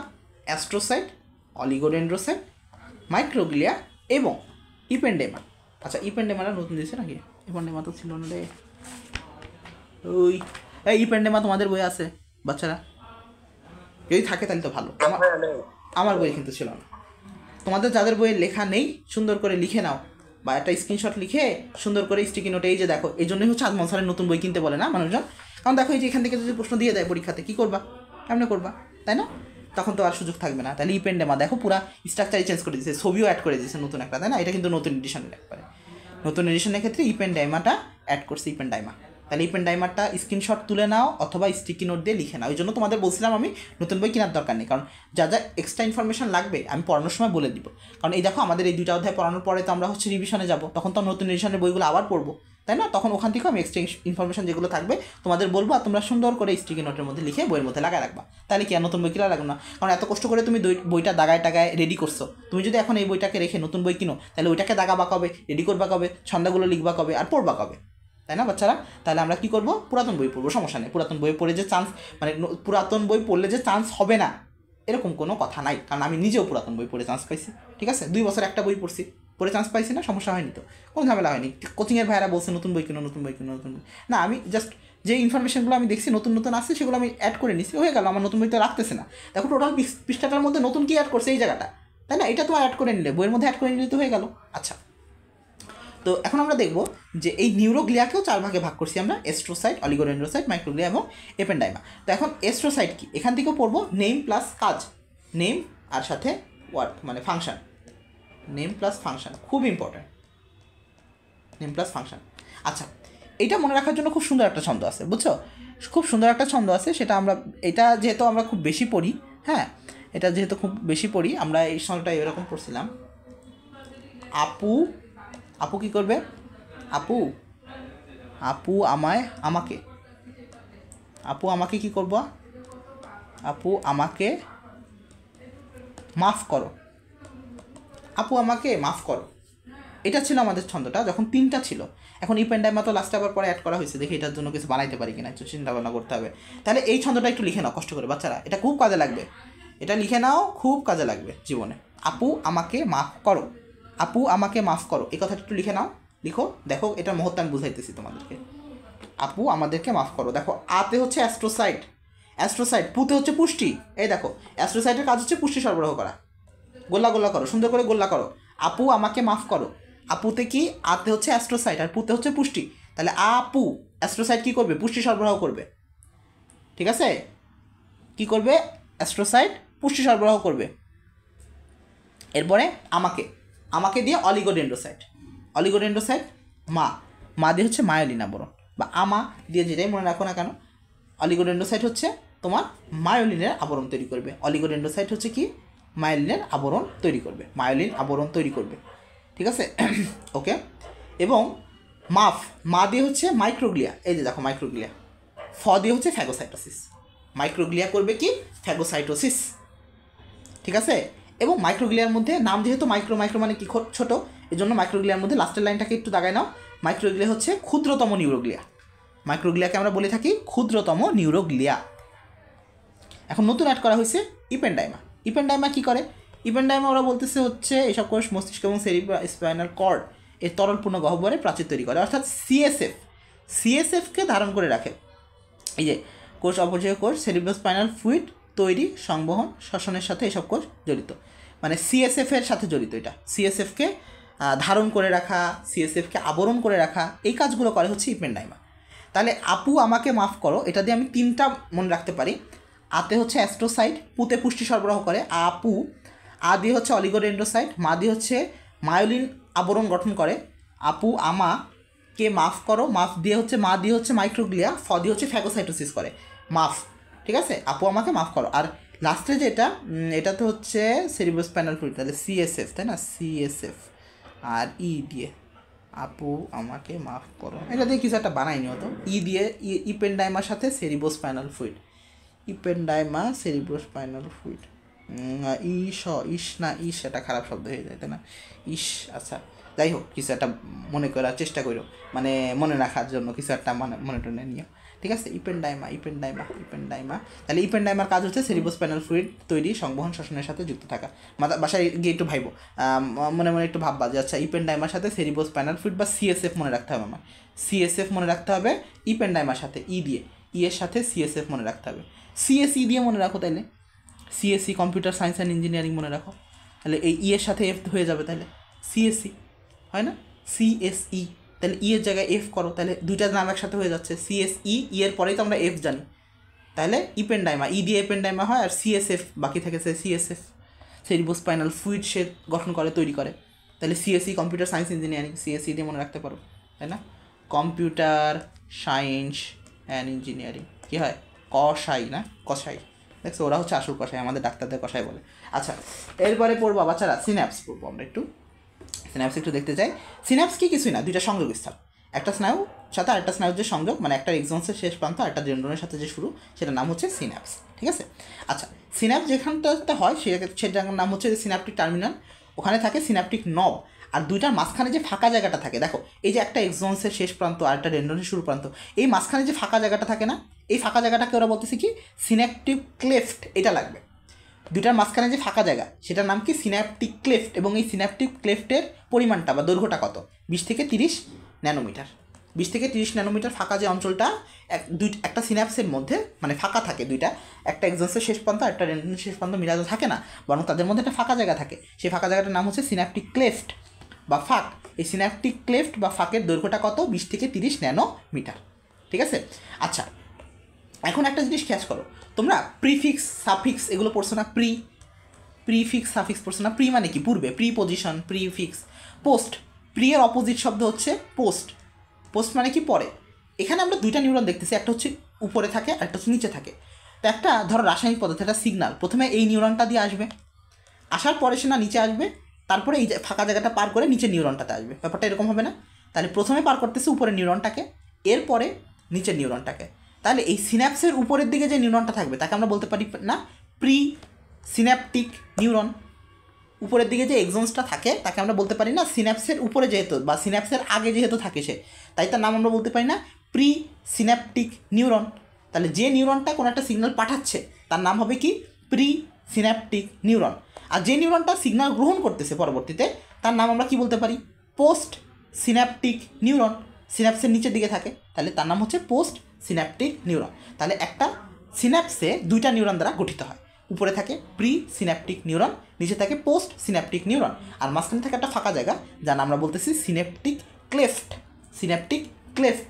গত ছবিটাতে গতবার যে কিছুক্ষণ আগে যে ইউটিউবের চিত্রটা দেখালাম মানে ভিডিওটা দেখালাম, সেখানে দেখবো একটা জিনিস খেয়াল করে যে উপরের নিউরনটা থেকে কিছু রাসায়নিক পদার্থ নিচের দিকে বের হচ্ছে, আর নিচের নিউরনে কিছু রিসেপ্টর আছে, রিসেপ্টরের কথা তোমাদের মনে আছে কিনা, কোষ ঝিল্লির উপরে কিছু বিশেষ জায়গা আমরা বলছিলাম, কোষ ঝিল্লির উপরে যে গ্লাইকোক্যালিক্সগুলো এরা রিসেপ্টর হিসেবে কাজ করে। প্লাজমা মেমব্রেনের ফ্লুইড মোজাইক মডেল পড়ার সময় আমরা দেখছিলাম তোমার ফসফেটেডের উপরে বেশ কিছু গ্লাইকোপ্রোটিন, গ্লাইকোলিপিড এগুলো ছিল। তাহলে এই গ্লাইকোপ্রোটিন, গ্লাইকোলিপিড অর্থাৎ গ্লাইকোক্যালিক্স, মূলত গ্লাইকোক্যালিক্সগুলো বিভিন্ন পদার্থ ধরে রাখতে এবং সেগুলোকে কোষের মধ্যে প্রবেশ করাইতে সাহায্য করে, এগুলোকে আমরা বলি হচ্ছে রিসেপ্টর। তো এখানেও কিছু রিসেপ্টর থাকে পোস্ট সিন্যাপটিক নিউরনে কিছু রিসেপ্টর থাকে, এদের কাজ হচ্ছে প্রিসিন্যাপটিক নিউরন থেকে আসা কিছু সিগন্যাল বা রাসায়নিক পদার্থকে গ্রহণ করে পরবর্তী নেক্সট সেলে সেটাকে ট্রান্সফার করা। তাহলে এই যে সিগন্যালটা ট্রান্সফার হয় দুইটাভাবে, একটা হচ্ছে বৈদ্যুতিকভাবে এবং রাসায়নিকভাবে, ঠিক আছে, বৈদ্যুতিক এবং রাসায়নিকভাবে এটা ট্রান্সফার হয় এক জায়গা থেকে আরেক জায়গায়। ওকে, এখান থেকে এতটুকুই পড়বো। এবং এখান থেকে মনে রাখবো সিনাপস কয় প্রকার, এখানে হচ্ছে 4 প্রকার। দেখো সব জায়গায় 4 খেলা, তাই না? কিছুক্ষণ আগে 4 পড়ে আসলাম, আবার এখানেও মানে নিউরোগ্লিয়াটাও পড়লাম 4 প্রকার, এখানে ইয়েও পড়বো হচ্ছে 4 প্রকার। আচ্ছা, একটা জিনিস খেয়াল করো, সেটা হচ্ছে এখানে নামগুলো একটু মিল আছে। কেমন নাম মিল? দেখো, এক্সোসোমাটিক সিন্যাপস, এক্সোডেনড্রাইটিক সিন্যাপস, এক্সোনিক সিন্যাপস আর ডেন্ড্রোনিক সিন্যাপস। ব্যাপারটা কীরকম? এটা ধরো একটা আমাদের সেই কোষ দেহ সরভুজাকার, এটা মনে করো সেই একটা এক্সনের নিচে থাকবে তার প্রলম্বিত অংশগুলো বা পোস্ট এই যে টার্মিনাল এক্সন বা টার্মিনাল ডেন্ড্রনগুলো, আর এই যে ইয়েটা কোষ দেহটা চারিদিকে থাকবে কি কিছু তোমার ডেনড্রাইট, তাই না, বা প্রলম্বিত অংশ থাকবে। এখন এক্সোসোমাটিক এটা কি বলছে? কোনো সিন্যাপসে একটি নিউরনের এক্সনের শাখাগুলো অন্য নিউরনের সোমা বা কোষ দেহর সাথে যেতে হয়। তাহলে সোমা কথাটার অর্থ এখানে, সোমা কথাটাকে ওরা কী হিসেবে ইউজ করতেছে? কোষ দেহ হিসেবে, কোষ দেহকে বোঝাচ্ছে সোমা দিয়ে। তাহলে একটা এক্সনের সাথে একটা এক্সন্স মনে করো আর একটা এক্সন্সের সাথে এই সোমা বা কোষ দেহটা যদি অ্যাটাচমেন্ট হয় বা সিন্যাপস তৈরি করে, তখন তার নাম হবে কি? এক্সোসোমাটিক। এক্সনের সাথে সোমা মানে এক্সন্স, এটার সাথে কোষ দেহ যে মিলন, সেই জায়গাটার নাম, মানে অন্য একটা নিউরনের এক্সনের সাথে অপর একটা নিউরনের কোষ দেহ যখন মিলবে তখন তার নাম হচ্ছে এক্সোসোমাটিক। এক্সোডেনড্রাইটিক এটা তো আমরা বুঝতে পারতেছি, কোনো একটা এক্সনের সাথে অপর একটা নিউরনের ডেনড্রন, এই যে ডেনড্রন মিলে গেল সেটা। তাহলে একটা ব্যাপার কিন্তু খেয়াল করো, এক্সোসোমাটিক যদি হতে হয় মানে এক্সনের সাথে সোমাইটস যদি মানে কী বলে, সোমাইটস তো আসলে না, যদি আমার কোষ দেহর মিলন ঘটতে হয় তাহলে সেই কোষ দেহ কিন্তু এরকম টাকলা হতে হবে, টাকলা। এই যে দেখো দেখো এরকম টাকলা কোষ দেহ, কেমন? এই যে প্রথমটার মতন, একটু খেয়াল করো, এই যে প্রথমটার মতন, এই যে এটা, এই কোষ দেহটার চারিদিকে কিন্তু কোনো ইয়ে নেই, আবরণ মানে ডেনড্রাইট নেই, এটা দেখতেছো? এই কোষ দেহটার চারিদিকে কিন্তু কোনো ডেনড্রাইট নেই, জাস্ট একটাই লম্বা এক্সন্স আছে, বাট এই কিন্তু টাকলা। এখন এই কোষ দেহর মাথাতে মানে টাক মাথায় যদি কোনো একটা এক্সন এসে ইয়ে তৈরি করে, তোমার সিন্যাপস তৈরি করে তার সাথে, তখন সেটার নামই হবে কি? এক্সোসোমাটিক সিন্যাপ, এক্সোসোমাটিক সিন্যাপস, এই জন্য তার নাম হয়েছে এক্সোসোমাটিক। এরপরে কি? এক্সোডেনড্রাইটিক, একটা এক্সনের সাথে একটা ডেনড্রন, তার নাম হচ্ছে এক্সোডেনড্রাইটিক। এক্সাইটিক, একটা এক্সনের সাথে আরেকটা এক্সন হতেই পারে, এক্সন্সের সাথে এক্সন্স হতে পারে। ডেন্ড্রোডেনড্রাইটিক এটাও হতে পারে, একটা ডেন্ড্রনের সাথে অপর একটা ডেন্ড্রন। তাহলে এখান থেকে নাম পড়বো, ঠিক আছে? 4টা নাম আছে, নামগুলো সহজ, 3টা কথা দিয়ে 4টা নাম আমরা মনে রাখতেছি, 3টা কথা দিয়ে, একটা হচ্ছে এক্সন্স, একটা হচ্ছে ডেনড্রন, আর একটা হচ্ছে সোমাইটস, সোমা। এই 3টা কথা দিয়ে নামগুলো মনে রাখা হয়ে যায়। যেমন এক্সোসোমাটিক, এক্সোডেনড্রাইটিক, ডেন্ড্রোডেনড্রাইটিক, এক্সোএক্সাইটিক, তাই না? তার মানে এক্সনের সাথে একবার ডেনড্রাইটকে দিলাম, একজন সোমাইটকে দিলাম, তাহলে এক্সোসোমাটিক, এক্সোডেনড্রাইটিক, এক্সোএক্সাইটিক আর ডেন্ড্রোডেনড্রাইটিক। মনে থাকবে না? একটু মাথার মধ্যে সেট করো, তাহলে দেখো মুখস্থ করার দরকার নেই, ঠিক আছে? 3টা নাম, 3টা ওয়ার্ড, 4টা নাম এখান থেকে। ওকে, সিন্যাপসের কাজ কি? কিছুই না, নিউরনের একটা নিউরন থেকে আরেকটা নিউরনের তথ্য স্থানান্তর করা, এটাও প্রধান কাজ, আর কিছু লাগবে না, ঠিক আছে? আচ্ছা, এবং এই কাজের ক্ষেত্রে যে ইয়েগুলো হরমোনসগুলো কাজ করে এগুলো, সেগুলোর নাম হচ্ছে নিউরো ট্রান্সমিটার পদার্থ। তাহলে স্নায়ু উদ্দীপনায় নিউরো ট্রান্সমিটার ক্ষরণ হয় এবং সেখান থেকে কোনো বাধা ছাড়াই পরবর্তীতে সেটা একটা থেকে আরেকটাতে যায়, এবং এর কারণে কোনো একটা ইফেক্টর অর্গান অ্যাক্টিভেটেড হয়। মানে তুমি যে মস্তিষ্ক থেকে একটা সিগন্যাল প্রেরণ করবা, সেই সিগন্যালটা কিন্তু আলটিমেটলি একটা নিউরন থেকে আরেকটা নিউরনে এই সিন্যাপসগুলো অতিক্রম করার মাধ্যমেই যাবে, এবং এটার ক্ষেত্রে যাওয়ার ক্ষেত্রে হেল্প করবে হচ্ছে নিউরো ট্রান্সমিটার। ইনফ্যাক্ট শুধুমাত্র মস্তিষ্ক থেকে না, তুমি একটা জিনিসকে টাচ করলে সেই টাচের অনুভূতিটাও মস্তিষ্ক পর্যন্ত পৌঁছানোর এই দায়িত্বটাও পালন করবে এই সিন্যাপসগুলো, মানে একটা নিউরন থেকে একটা নিউরনে যাবে সিন্যাপসের মাধ্যমে, এবং এই ক্ষেত্রেও দায়িত্ব পালন করবে হচ্ছে বিভিন্ন নিউরো ট্রান্সমিটারগুলো। তাহলে নিউরো ট্রান্সমিটার অর্থাৎ এই রাসায়নিক পদার্থগুলো মূলত আমাদের কিন্তু বিভিন্ন উদ্দীপনাগুলো শরীরের উপর থেকে মানে মাথা থেকে সারা দেহে এবং সারা দেহ থেকে মাথায় নিয়ে যেতে সাহায্য করতেছে। কথা বুঝছি কিনা আমরা? তাহলে এই ব্যাপারটা ঘটে থাকে হচ্ছে সিন্যাপসের ক্ষেত্রে, ঠিক আছে? তাহলে সিন্যাপসের কাজ এতটুকু পর্যন্তই থাকবে আমাদের পড়া ইনশাল্লাহ। তারপরে আগামী দিন অতটুকু পড়া ধরে আমরা নেক্সট দিন থেকে মানে এখান থেকে আগাবো নিশ্চিত রাসায়নিক পদার্থ, কারণ নিউরো ট্রান্সমিটার পড়ানো শুরু করলে এখানে আবার ঝামেলা আছে, অনেক পড়ানোর ব্যাপার স্যাপার আছে। নিউরো ট্রান্সমিটার নিয়ে কথাবার্তা বললে অনেক কিছু বলা লাগবে, ঠিক আছে? তারপরে কেন্দ্রীয় স্নায়ুতন্ত্র, প্রান্তীয় স্নায়ুতন্ত্র, এই স্নায়ু পড়তে গিয়ে দেখবা যে জীবন বের হয়ে যেতেছে। স্নায়ু পরে আরও শুধু স্নায়ু কি শেষ নাকি, এরপরে চোখ আছে, কান আছে, হ্যাঁ, এগুলো পড়া লাগবে, আবার খুব ঝামেলা আছে, এটা মানে একটু বড়ই আছে, হ্যাঁ। এরপরে এই যে স্নায়ু পড়া লাগবে, তারপরে হচ্ছে তোমার স্পাইনাল কর্ড, তারপরে এই যে চোখের গঠন টঠন সব পড়া লাগে, হ্যাঁ। চোখ পড়া লাগে, চোখের পরে আবার ইয়ে পড়া লাগে, কী বলে, কান পড়া লাগে। কান আরেক ঝামেলা, চোখ শেষ করতে না করতে দেখবা কান চলে আসছে, যে কান, তো কান তখন পড়া লাগবে। কান পড়লে, হ্যাঁ, কান টানলেই মাথা আসবে, হ্যাঁ। তাহলে কান পড়ার পরে তখন কি অধ্যায় শেষ হবে, তো এই জন্য এত তাড়াতাড়ি শেষ করতে যাইতে হচ্ছে না ইচ্ছা করলেও, হ্যাঁ, বড় অধ্যায় আছে, আমরা চেষ্টা করবো স্টাডির মাধ্যমে, মানে slow and study wins the race, তাই না? আমরা আস্তে আস্তে পড়বো, বাট প্রতিনিয়ত পড়বো, রেগুলার পড়বো, তাহলে আস্তে আস্তে শেষ হয়ে যাবে। এভাবে করতে করতে তো আমাদের শেষ হয়ে গেল, মোটামুটি 1-1.5 বছর তো লাগলো না টোটাল 24টা অধ্যায় শেষ করতে। এত বড় বড় সিলেবাস, তাই না? মনে করে দেখো, আজ থেকে প্রায় 1.5 বছর আগে যখন আমরা শুরু করছিলাম, তখন বলছিলাম ভাইয়া আপুরা টোটাল 24টা অধ্যায় কিন্তু পড়া লাগবে তোমাদের, হ্যাঁ? তখন কিন্তু তোমাদের মনে একটা ভয় কাজ করতেছিল। আচ্ছা, অনেকে এখন চলে আসছে, আমি স্ক্রিনশটটা এবার নিয়ে রাখি, এটা অ্যাটেন্ডেন্স হিসেবে কাজ করবে আমার, তখন এতদিন ছিল না। আচ্ছা ঠিক আছে, যারা আজকে বাকিরা যারা নাই তাদেরকে একটু তদারকি করা হবে। তো যেটা বলছিলাম, তখন মনে হচ্ছিল না ভাইয়া এতগুলো অধ্যায় কবে শেষ করব, 24টা অধ্যায়, তাই না? দেখো এখনও কিন্তু সেকেন্ড ইয়ার পুরোপুরি শেষ হয়নি, অনেকে টেস্ট পরীক্ষায় যে দেখো এইসব অধ্যায়গুলো তোমাদের অনেক ফ্রেন্ডরা অ্যাডমিশনের সময় গিয়ে পড়বে, অ্যাডমিশনের সময়, শুধুমাত্র এখন না, এখন তো পড়তেই পারতেছে না, এখন পড়ার সুযোগ হবে না, অ্যাডমিশনের সময় গিয়ে এগুলো নতুন করে পড়বে, সেই জায়গাতে এখন তোমরা ডিটেলস পড়তেছো, আলোচনা করে করে বুঝে মুখস্থ করে তারপর এখন শেষ করতেছো, তাহলে বুঝো কত টাকায় আসছো এখন অন্যদের থেকে, তুলনামূলক অনেক টাকায় যাচ্ছ না এখনই। তাহলে এই আগায় থাকাটা তোমাদের মনের মধ্যে এক্সট্রা একটা মনোবল সবসময় যোগান দিবে যে না ভাইয়া, আমি যখন ঢাকাতে গেছি তখন আমার অলরেডি বাসার মধ্যে শর্ট সিলেবাস, শর্টের বাইরের অধ্যায়গুলো সুন্দরভাবে শেষ করা শেষ অলরেডি, ঠিক আছে? কারণ এখন তো আমি একবার পড়াচ্ছি, এরপর আবার আমরা রিভিশনে যাবো, দেখো রিভিশনের জন্য কত বড় একটা আমরা টাইম পেয়ে যাচ্ছি, যদি আমরা আল্লাহর রহমতে খুব তাড়াতাড়ি শেষ করে ফেলতে পারি। বেশি সময় লাগবে না ইনশাল্লাহ, আমাদের আর যে কটা অধ্যায় আছে, কারণ বড় অধ্যায়ের মধ্যে জাস্ট এটাই আছে, প্রতিরক্ষাটা পড়াইতে 1 সপ্তাহ বেশি আমাদের সময় লাগবে না, আর যেটা বাকি থাকবে ওই উদ্ভিদ প্রজন্ম, ওটা 2টা ক্লাস, সর্বোচ্চ 2টা থেকে 3টা, এর বেশি সময় লাগতেছে না। তো সেই হিসাবে আর বেশি কিন্তু দিন নাই আমাদের পুরো বই শেষ হওয়ার জন্য, ঠিক আছে? তো এরপরে ইনশাল্লাহ দেখবা যে বই যখন শেষ হয়ে যাচ্ছে ভিতরে আলাদা একটা ভালো লাগা কাজ করবে। কেন ভালো লাগা কাজ করবে? কারণ আমার এখন বই শেষ, আমি এখন ইচ্ছা মতন রিভিশন দিতে পারবো,